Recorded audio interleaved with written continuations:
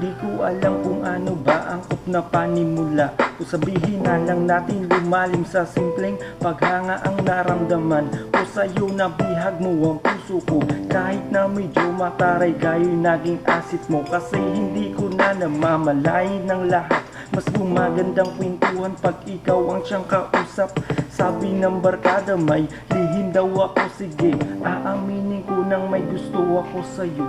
Ang lahat biglang nagbago kay bilis na mga oras. Para nga pala sa'yo tatlong mapupulang rosas. Pag-ibig na wagas, sadyang walang katumbas. At ang pagmamahalan natin di agad magwakas. Walang kapantay na salita, using kahulugan ng mahalingan ng tapat. Yan ang aking gagampanan, magtiwala ka lang. Yan ang pangako ko sa'yo at iaalay ko sa'yo. Ingatan mo ang puso ko.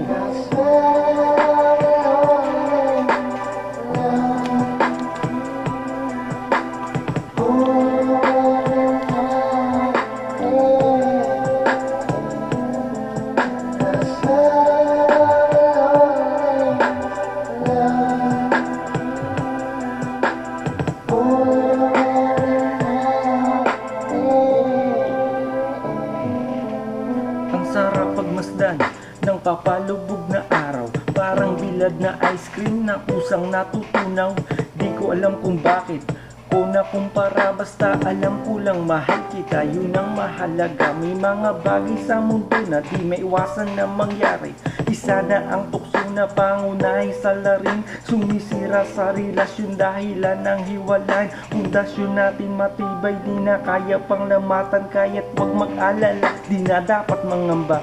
Di lahat ng nakikita ng mata ay tama. So pag-usapan na lang natin, magkaroon man ng problema, wag nang patagalin, resolbahin habang maaga pa. Alam mo naman, di na kailangan pahabain pa mga salita na sa'yo ko sa kung naramdaman. Panghawakan mo sana buo ang iyong tiwala at asahan mong habang buhay di ka sasaktan.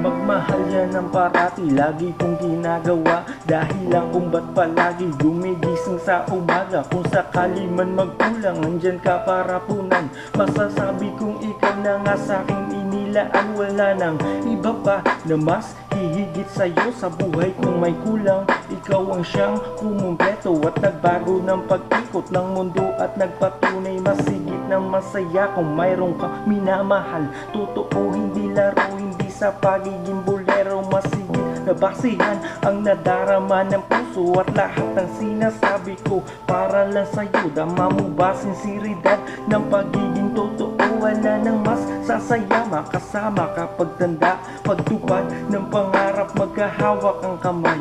Hindi ka bibitawan, lalong di ka iiwanan. Ang sunod nating sumpaan sa harap na ng simbahan.